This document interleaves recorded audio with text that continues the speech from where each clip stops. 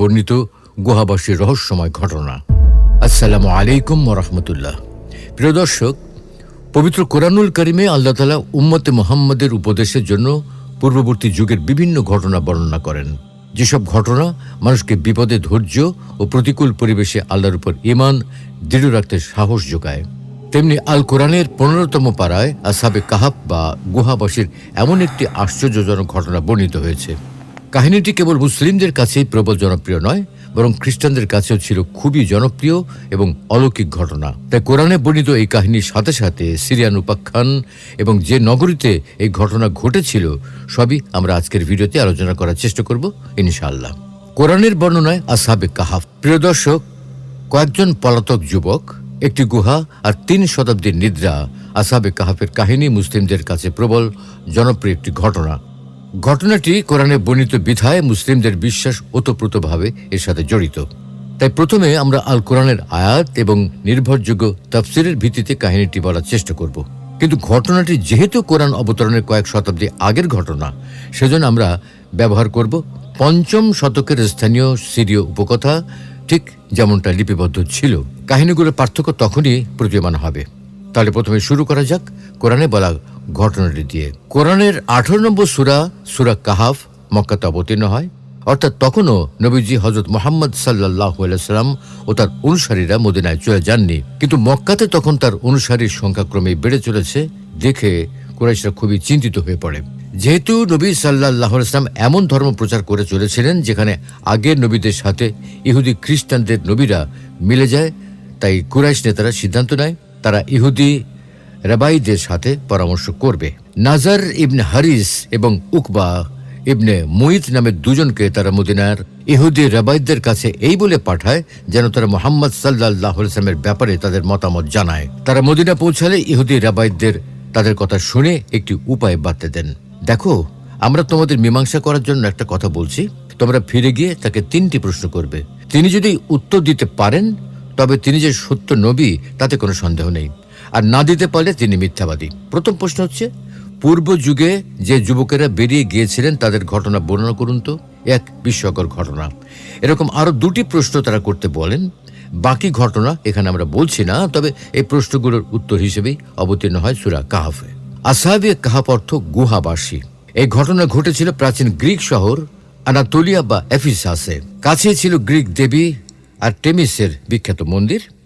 বর্তমানে ভৌগোলিকভাবে শহরটি তুরস্কে পড়েছে, তবে কোরআনে অবশ্যই নাম ঠিকানা উল্লেখ করা নেই। প্রথমে কোরআনের ভাষ্যতে কাহিনী শুনে নেওয়া যাক। আল্লাহ তাআলা ঘটনার বিবরণ শুরু করেন এভাবে: তুমি কি ধারণা করো গুহা ও রাকিমের অধিবাসীরা আমার নিদর্শনাবলীর মধ্যে বিস্ময়কর ছিল? যখন যুবকেরা পাহাড়ের গুহায় আশ্রয় গ্রহণ করে তখন দোয়া করে বলে, হে আমাদের পালনকর্তা, আমাদেরকে নিজের কাছ থেকে রহমত দান করুন এবং আমাদের জন্য আমাদের কাজ সঠিকভাবে পূর্ণ করুন। তখন আমি কয়েক বছরের জন্য গুহায় তাদের ঘুমন্ত অবস্থায় রাখলাম। অতঃপর আমি তাদেরকে পুনরুত্থিত করি একথা জানার জন্যে যে 2 দলের মধ্যে কোন দল তাদের অবস্থানকাল সম্পর্কে অধিক নির্ণয় করতে পারে। আপনার কাছে তাদের ইতিবৃত্তান্ত সঠিকভাবে বর্ণনা করছি। তারা ছিল কয়েকজন যুবক। তারা তাদের পালনকর্তার প্রতি বিশ্বাস স্থাপন করেছিল এবং আমি তাদের সৎপথে চলার শক্তি বাড়িয়ে দিয়েছিলাম। আমি তাদের মন দৃঢ় করেছিলাম যখন তারা উঠে দাঁড়িয়েছিল। অতঃপর তারা বলল, আমাদের পালনকর্তা আসমান ও জমিনের পালনকর্তা, আমরা কখন তার পরিবর্তে অন্য কোনো উপাস্যকে আহ্বান করব না। যদি করি তবে তা অত্যন্ত গর্হিত কাজ হবে। এরা আমাদেরই স্বজাতি। এরা তার পরবর্তীতে অনেক উপাস্য গ্রহণ করেছে। তারা এদের সম্পর্কে প্রকাশ্য প্রমাণ উপস্থিত করে না কেন? যে আল্লাহ সম্পর্কে মিথ্যা উদ্ভাবন করে তার চাইতে অধিক পাপী আর কে?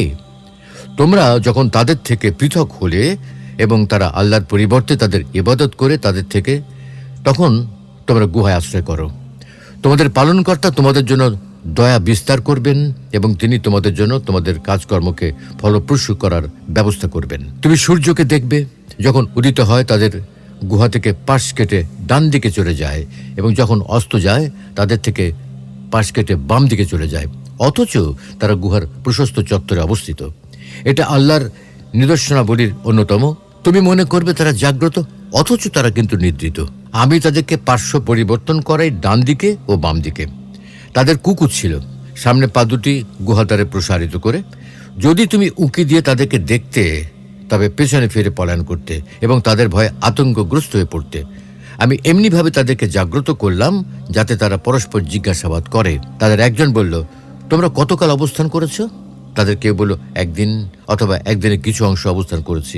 কেউ কেউ বলল, তোমাদের পালনকর্তাই ভালো জানেন তোমরা কতকাল অবস্থান করেছো। এখন তোমাদের একজনকে এই মুদ্রা সহ শহরে প্রেরণ করো, সে যেন দেখে কোন খাদ্য পবিত্র, অতঃপর তা থেকে কিছু খাদ্য নিয়ে আসে তোমাদের জন্য। সে যেন নম্রতা সহকারে যায় ও কিছুতেই যেন তোমাদের খবর কাউকে না জানায়। তারা যদি তোমাদের খবর জানতে পারে তবে পাথর মেরে তোমাদেরকে হত্যা করবে অথবা তোমাদেরকে তাদের ধর্মে ফিরিয়ে নেবে। তাহলে তোমরা কখনোই সাফল্য লাভ করবে না। এমনিভাবে আমি তাদের খবর প্রকাশ করে দিলাম যেন তারা জানতে পারে যে আল্লাহর ওয়াদা সত্য এবং কিয়ামতে কোনো সন্দেহ নেই। যখন তারা নিজেদের কর্তব্য বিষয়ে পরস্পর বিতর্ক করছিল, তখন তারা বলল, তাদের উপর সৌধ নির্মাণ করো। তাদের পালনকর্তা তাদের বিষয়ে ভালো জানেন। তাদের কর্তব্য বিষয়ে যাদের মত প্রবল হলো, তারা বলল, আমরা অবশ্যই তাদের স্থানে মসজিদ নির্মাণ করব। অজ্ঞাত বিষয়ে অনুমানের উপর ভিত্তি করে এখন তারা বলবে, তারা ছিল 3 জন, চতুর্থটি তাদের কুকুর। একথাও বলবে তারা 5 জন, ষষ্ঠটি ছিল তাদের কুকুর। আরও বলবে তারা ছিল 7 জন, অষ্টমটি ছিল তাদের কুকুর। বলুন, আমার পালনকর্তাই তাদের সংখ্যা ভালো জানেন। তাদের খবর অল্প লোকই জানে। সাধারণ আলোচনা ছাড়া তুমি তাদের সম্পর্কে বিতর্ক করবে না এবং তাদের অবস্থা সম্পর্কে তাদের কাউকে জিজ্ঞাসাবাদও করবে না। তাদের উপর তাদের গুহায় 300 বছর অতিরিক্ত আরও 9 বছর অতিবাহিত হয়েছে। বলো, তারা কতকাল অবস্থান করেছে তা আল্লাহই ভালো জানেন। নভমণ্ডল ও ভূমণ্ডলের অদৃশ্য বিষয়ের জ্ঞান তারই কাছে রয়েছে। সুপ্রিয় দর্শক, আল কোরআন থেকে কাহিনীটি সম্পর্কে এইটুকু জানা যায়। এ বিষয়ে তাফসিরে রয়েছে অনেক বক্তব্য। যেমন তাফসিরে ইবনে কাসিরে আছে, আয়াতে উল্লিখিত রাকিম বলতে ফলকে লেখা বোঝায়। তার মানে কি গুহার বাইরে কোনো ফলকে কিছু লিখে দেওয়া হয়েছিল? আমরা কিছুক্ষণ পরে সেটা জানতে পারবো। ইবনে কাসির এও লেখা আছে যে অত্যাচারী শাসকের তাড়ায় যুবকেরা পালিয়ে যায়, তার নাম ছিল দাকিয়ানুস। তাছাড়া যে কুকুরটি তাদের সাথে ছিল সেটি রাজবাবুর্চির কুকুর ছিল। কুকুরের নাম কিতমির। হযরত ইবনে আব্বাস রাদিয়াল্লাহু তাআলা আনহু সূত্রে বর্ণিত, গুহাবাসীর সংখ্যা 7 জন ছিল। কোন কোন মত অনুযায়ী তাদের নাম ছিল মুকসালমিনা, তামলিখা, মারতুনিস, সানুনিস, সারিনুনিস, জুলিওয়াস এবং কাস্তিতিউনিস। নামগুলো দেখে বোঝা যায় রোমান নামের আরবিকরণ করা হয়েছে। সিরীয় উপকথায় আসহাবে কাহাফ। প্রিয় দর্শক, এবার চলুন আমরা শুনে আসি সেই সিরিয়ার উপকথাটি। 5ম শতকের সিরিয়ান বিশপ জ্যাকব অফ সেরাগের কাছ থেকে আমরা এই ঘটনার বর্ণনা পাই। তিনি আবার সেটা সংগ্রহ করেছেন আরও আগের গ্রিক কোনো সূত্র থেকে। সেই সূত্রকালের বিবর্তনে আজ হারিয়ে গেছে। এছাড়াও আরও কয়েক জায়গায় আমরা এর দেখা পাই। এই কাহিনী অনুযায়ী 250 সালের দিকে রোমান সম্রাট ডিসিয়াসের শাসনকালে, অর্থাৎ 249 থেকে 251 সালে 7 জন তরুণ ধর্মপ্রাণ খ্রিস্টান যুবককে ধর্মত্যাগী হিসেবে চিহ্নিত করা হয়। পৌত্তলিক রোমান সাম্রাজ্যে তাদের জোর করা হয় পুরনো দেবদাসীদের বিশ্বাসে ফিরে যেতে, তাদের সময় দেওয়া পুরনো বিশ্বাসে ফেরত আসতে। কিন্তু তারা তা প্রত্যাখ্যান করেন এবং নিজেদের সকল সম্পদ গরিবদের মাঝে বিলিয়ে দেন। এরপর তারা পালিয়ে যান অক্রন পাহাড়ের এক গুহায়। সেখানে প্রার্থনা শেষে তারা ঘুমিয়ে পড়েন। বলা আছে, গুহার খবর পাওয়ার পর সম্রাট তাদের সেই গুহা সিলগালা করে দেন যেন তারা ক্ষুধায় মারা যান। ডিসিয়াস মারা যান 251 সালে। পৌত্তলিক রোমান সাম্রাজ্যের অত্যাচারিত খ্রিস্টানদের ধর্ম একসময় রাজ্যের প্রধান ধর্ম হিসেবে স্বীকৃতি পায়। তবে সে অনেক বছর পরের কাহিনী। কাহিনীর একটি বর্ণনা মোতাবেক সম্রাট দ্বিতীয় থিওডোসিয়াস 408 থেকে 450 আমলে গুহার সিলগালা ধ্বংস করা হয়। যিনি গুহার সিলগালা খুলেছিলেন তিনি ভাবছিলেন ওটাকে গোয়ালঘর বানাবেন, অথচ তিনি ঘূর্ণাক্ষরও ভাবেননি ভেতরে 7 জন যুবক ঘুমিয়ে আছে। যুবকেরা ঘুম ভেঙে উঠলেন। তারা ভাবলেন একদিন পুরো ঘুমিয়ে উঠেছেন। তাদের একজনকে বাজারে পাঠানো হলো। সাবধানে বাজার করতে বলা হলো যেন কেউ চিনে না ফেলে তাদের। চিনে ফেললে অত্যাচারী রাজার পৌত্তলিক অনুসারীরা তাদের গ্রেপ্তার করবেন। কিন্তু শহরে গিয়ে যুবক মুকসালমিনা বা ম্যালকাস তো অবাক। আশেপাশে ক্রুশ লাগানো দালান কোঠা, লোকে প্রকাশ্যে যিশুর নাম করছে, আবার দোকানি তার মুদ্রাও নিচ্ছে না। এটা নাকি অনেক পুরনো ডিসিয়াসের আমলের মুদ্রা। বিশপ তাদের কাছ থেকে ঘটনা শুনলেন। ধর্মপ্রাণ সম্রাট নিজে এসে তাদের সাথে কথা বললেন। সম্রাট তাদের জন্য অনেক কিছু করতে চাইলেন, কিন্তু তারা না করে দিয়ে সেই গুহায় গিয়ে আবার ঘুমিয়ে গেলেন এবং একসময় মারাও গেলেন। অর্থোডক্স খ্রিস্টান চার্চ এই 7 মহাপ্রাণকে বছরে 2 দিন স্মরণ করে ভোজ করবার রীতি করে, আগস্ট 4 এবং অক্টোবর 22 তারিখে। কোরআনে যে এফিসাস শহরের এই ঘটনাই বলা হচ্ছিল সে ব্যাপারে স্কলারগণ একমত, তবে ট্র্যাডিশনের জায়গায় জায়গায় রয়েছে কিছু পার্থক্য, কিন্তু অধিকাংশই মিলে যায়। সুপ্রিয় দর্শক, সংক্ষেপে এটা ছিল কোরআন ও উপকথার বর্ণিত আসহাবে কাহফের রহস্যময় ঘটনা। আসলে ইসলাম পূর্ব যুগে এক অঞ্চলে মানুষেরা আল্লাহ তাআলাকে ভুলে মূর্তি পূজায় লিপ্ত ছিল, কিন্তু তাদের মাঝে সম্ভ্রান্ত 7 যুবক মানুষের নিজ হাতে বানানো মূর্তি পূজার বিষয়টা মেনে নিতে পারছিল না। কল্পিত মাবুদের উপাসনা তাদের বিবেককে নাড়া দিত। তাদের মনে প্রশ্ন জাগত, নিজ হাতে গড়া কাঠের ও পাথরের মূর্তি কি করে আমাদের মাবুদ হতে পারে? কল্যাণ অকল্যাণের ক্ষমতাই বা কোথায় পেল তারা?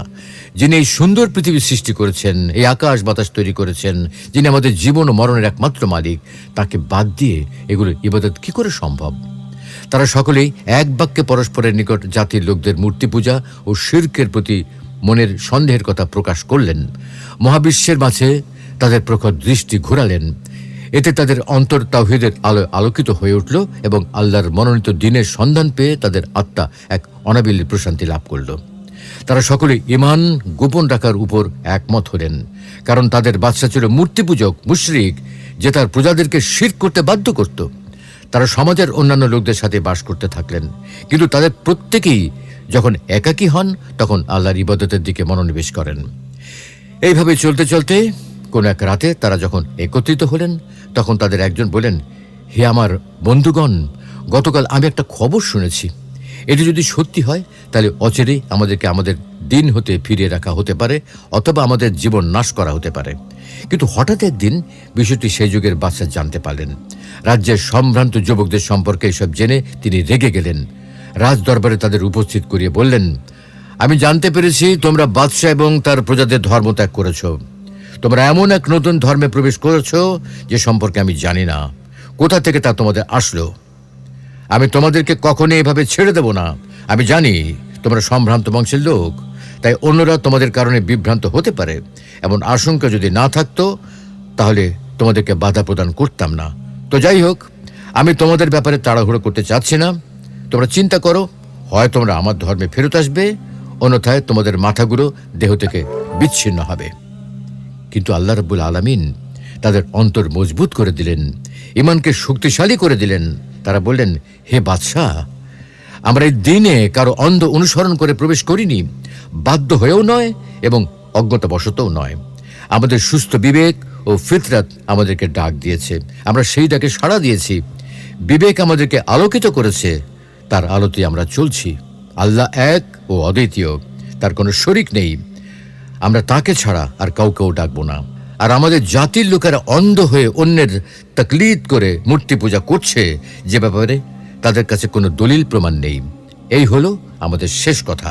এখন আপনারা যা খুশি করতে পারেন।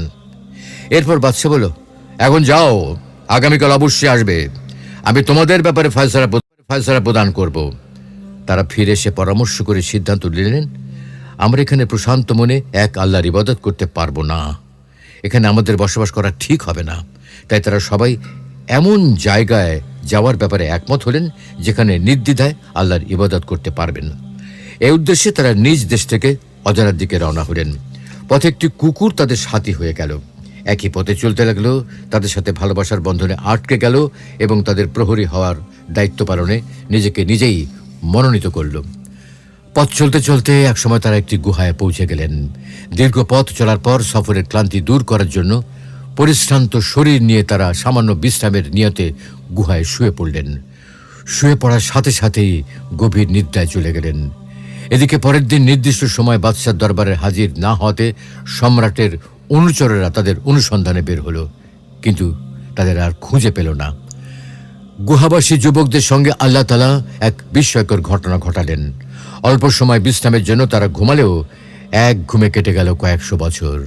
এর মাঝে পৃথিবীতে রাত দিনের পরিবর্তন, কত উত্থান পতন ঘটে গেল, কিন্তু তারা কিছুই অনুভব করল না। আল্লাহর ইচ্ছায় তাদের শরীরকে হেফাজতের জন্য অস্ত যাওয়ার সময়ও সূর্য একটু বাম দিকে হেলে যেত। কুকুরটি তার 2 বাহু প্রসারিত করে বীরের মতো প্রহরীর কাজে গুহার বাইরে অবস্থানরত ছিল। এভাবে গভীর নিদ্রায় 309 বছর পার হয়ে গেল তাদের। এক পর্যায়ে তারা ক্ষুধা ও পিপাসায় দুর্বল শরীর নিয়ে জাগ্রত হলেন। ঘুম থেকে উঠে ভাবলেন খুব বেশি সময় অতিক্রম হয়নি, অথচ ইতিহাসের চাকা গুহার মুখেই থমকে রয়েছে। তাদের একজন বললেন, আমার মনে হয় এখানে আমরা দীর্ঘ সময় ঘুমিয়ে পার করেছি। তোমাদের মতামত কি? অন্যজন বলেন, আমার মনে হয় পূর্ণ একদিন আমরা নিদ্রিত ছিলাম, কারণ যে ধরনের ক্ষুধা ও পিপাসা আমরা অনুভব করছি তাতে তাই তো মনে হয়। তৃতীয়জন বললেন, সকালে ঘুমিয়েছি, এই দেখো সূর্য এখনো ডোবেনি, কিন্তু আমার মনে হয় একদিনের কিছু সময়ে আমরা নিদ্রা অতিক্রম করেছি। চতুর্থজন বললেন, ছাড়ো ছাড়ো এসব মতভেদ, আল্লাহই ভালো জানেন আমরা কতকাল এখানে ঘুমিয়েছি। মূল কথা হচ্ছে আমার প্রচুর ক্ষুধা অনুভব হচ্ছে, মনে হচ্ছে কয়েকদিন যাবৎ না খেয়ে আছি। আমাদের একজনের এখনই শহরে গিয়ে কিছু খাদ্য ক্রয় করে নিয়ে আসা উচিত, তবে তাকে অবশ্যই সতর্কতা ও সাবধানতা অবলম্বন করতে হবে, কারণ লোকেরা যদি আমাদের অবস্থান সম্পর্কে জেনে ফেলে তবে তারা আমাদেরকে হত্যা করতে পারে কিংবা আমাদেরকে ফিতনায় ফেলে দিন পালন থেকে বিরত রাখতে পারে। তাকে আর একটা বিষয়ে সাবধান হতে হবে, কোনোভাবেই যেন হারাম খাদ্য ক্রয় করা না হয়, যাচাই বাছাই করে হালাল খাদ্য ক্রয় করবে। তাদের একজন সাবধানতা ও পূর্ণ সতর্কতার সাথে ভীত সন্ত্রস্ত অবস্থায় শহরে প্রবেশ করলেন। তিনি দেখলেন কোনো কিছুই আর আগের মতো নেই। ঘরবাড়িগুলো পরিবর্তন হয়ে গেছে, পুরাতন পরিত্যক্ত ঘরের স্থলে বিশাল প্রাসাদ শোভা পাচ্ছে। আগের রাজপ্রাসাদগুলো পরিত্যক্ত অবস্থায় পড়ে আছে। তিনি এখন যে সমস্ত চেহারা দেখছেন সেগুলো পরিচিত কোনো লোকের চেহারা নয়। নদীর স্রোত আগের মতোই চলছে বয়ে, পরিবর্তিত রূপ ধারণ করে ঘরবাড়ি ও বন বনানী ঠিকই আছে, শুধু নেই আগের মানুষগুলো। তার দৃষ্টি বিচলিত হলো, এদিক সেদিক চোখ ঘোরানোতে লোকেরা সন্দেহ পোষণ করতে লাগলো এবং তার চলার ভঙ্গিতে মানুষের সন্দেহ দানা বেঁধে উঠল। পরিশেষে লোকেরা তাকে ঘিরে ধরল। উপস্থিত লোকদের একজন তাকে জিজ্ঞাসা করল, আপনি কি এখানে অন্য দেশ থেকে এসেছেন? এত চিন্তা করছেন কি নিয়ে? অনুসন্ধানই বা করছেন কি? তিনি বলেন, আমি এখানে অপরিচিত কেউ নই, আমি কিছু খাদ্য ক্রয় করতে চাই, কিন্তু কোথায় তা বিক্রি হচ্ছে আমি ঠিক বলতে পারছি না। একজন লোক তার হাত ধরে খাদ্যের দোকানে নিয়ে গেল। সেখানে গিয়ে তিনি রূপার তৈরি কয়েকটা দিরহাম বের করলেন। দোকানের মালিক দিরহামগুলো হাতে নিয়ে ঘুরিয়ে ফিরিয়ে দেখলেন, এ তো ৩০০ বছরের অধিক সময় আগের তৈরি ভাই। সে ভাবল এই ব্যক্তি হয়তো কোনো গুপ্তধন পেয়েছে, সম্ভবত এই দিরহামগুলো ছাড়াও তার কাছে বিপুল পরিমাণ দিরহাম আছে। দোকানের মালিক বাজারের লোকদেরকে ডেকে একত্রিত করল। এবার গুহাবাসী লোকটি বললেন, দেখুন, আপনারা যা ভাবছেন বিষয়টি আসলে তারা নয়। এই মুদ্রাগুলো লুকায়িত অসংখ্য সম্পদের কোনো অংশ নয়। গতকাল মানুষের সাথে কোনো এক লেনদেনের সময় তা আমার হস্তগত হয়েছে, আর এই তো আজ আমি তা দিয়ে কিছু খাদ্য ক্রয় করতে চাচ্ছি। আপনারা তাতে এত আশ্চর্য বোধ করছেন কেন? এর কোনো কারণ তো আমি খুঁজে পাচ্ছি না। আর কেনই বা সন্দেহের উপর নির্ভর করে আমার বিরুদ্ধে গুপ্তধন পাওয়ার এবং তা লুকিয়ে রাখার অপবাদ দিচ্ছেন? এই কথা বলে তাদের ব্যাপারটি মানুষের কাছে প্রকাশিত হয়ে যাওয়ার ভয়ে তিনি স্থান ত্যাগ করতে চাইলেন, কিন্তু লোকের কিছুতেই তাকে ছেড়ে দিতে রাজি হলো না। ভিড় ভেঙে দিয়ে কিছু লোক একাকী তার সাথে নম্র ভাষায় কথা বলতে লাগলো। কথাবার্তার এক পর্যায়ে তারা যখন জানতে পারল তিনি হচ্ছেন ৩০৯ বছর পূর্বে জালেম ও কাফের বাদশার পাকড়াও থেকে পলায়নকারী সম্ভ্রান্ত বংশের ৭ যুবকের একজন, তখন তারা আরো আশ্চর্য হলো। লোকজন আরো জানতে পারল তারা হলেন ওই সমস্ত যুবক যাদের অনুসন্ধানে বাদশা সকল প্রচেষ্টাই করেছিল, কিন্তু তাদের কোনো সন্ধান পাওয়া যায়নি। যুবকটি এবার আরো শঙ্কিত হয়ে পড়লেন, কারণ এখন লোকেরা তাদের ব্যাপারটি জেনে ফেলেছে। তাই তিনি নিজের ও তার সাথীদের জীবন নাশের ভয়ে পালাতে উদ্যত হলেন। তখন লোকেদের মধ্যে থেকে একজন বলল, আপনি ভয় পাবেন না, যে জালেম বাদশার ভয় করছেন সে তো প্রায় ৩০০ বছর আগেই ধ্বংস হয়ে গেছে। এখন যিনি এই রাজ্যের বাদশা তিনি আপনি এবং আপনার সাথীদের মতোই একজন মুমিন বান্দা। তো এবার বলুন, আপনার অন্যান্য সাথীগণ কোথায়? যুবকটি এবার আসল পরিস্থিতি উপলব্ধি করতে পারলেন। ইতিহাসের সেই দীর্ঘ দূরত্ব তিনি উপলব্ধি করতে পারলেন যা তাকে মানব সমাজ থেকে আলাদা করে রেখেছে। তিনি বুঝতে পারলেন এখন তিনি মানুষের মাঝে চলমান একটি ছায়া ব্যতীত আর কিছুই নন। এরপর তিনি লোকদের উদ্দেশ্যে বললেন, আমাকে গুহার অভ্যন্তরে বন্ধুদের কাছে যেতে দাও, আমি তাদেরকে আমারও আপনাদের অবস্থা সম্পর্কে সংবাদ দেব। তারা দীর্ঘক্ষণ যাবৎ আমার অপেক্ষায় আছে। আমার আশঙ্কা হচ্ছে তারা আমার ব্যাপারে খুবই চিন্তিত হয়ে পড়েছে। তখন বাদশাহ তাদের খবরটি জেনে ফেললেন। তিনি গুহাবাসীদের সাথে সাক্ষাৎ করার জন্য ব্যাকুল হয়ে উঠলেন এবং দ্রুত গুহার দিকে চলে আসলেন। তিনি তাদেরকে উজ্জ্বল চেহারায় জীবিত অবস্থায় দেখতে পেলেন। তাদের সাথে মুসাফা ও আলিঙ্গন করলেন। তিনি তাদেরকে রাজপ্রাসাদে আমন্ত্রণ জানালেন এবং স্থায়ীভাবে বসবাসের আমন্ত্রণ জানালেন। তারা সাফ জানিয়ে দিলেন, নতুনভাবে জীবন যাপনে আমাদের কোনো আগ্রহ নেই। আমাদের ঘর বাড়িগুলো বিলীন হয়ে গেছে, পিতামাতা ও সন্তানদের কেউই জীবিত নেই আমাদের মাঝে, এবং স্বাভাবিক জীবন যাপনের মাঝে দীর্ঘদিন যাবৎ কোনো যোগসূত্র নেই। সুতরাং এই পার্থিব জীবনে ফিরে গিয়ে আর কি লাভ? অতঃপর তারা আল্লাহ নৈকট্য লাভের আবেদন করলেন, তার কাছে ফেরত যাওয়াকেই পছন্দ করলেন এবং তার প্রশস্ত রহমত দ্বারা তাদেরকে ঢেকে নিতে প্রার্থনা করলেন। ফলে কিছুক্ষণের মধ্যেই তারা মৃত্যুর কোলে ঢলে পড়লেন। আল্লাহ রাব্বুল আলামিন আমাদের সকলকে এই ঘটনা থেকে প্রতিকূল পরিবেশে আল্লাহর উপর ঈমান দৃঢ় রাখার যথাযথ শিক্ষা গ্রহণের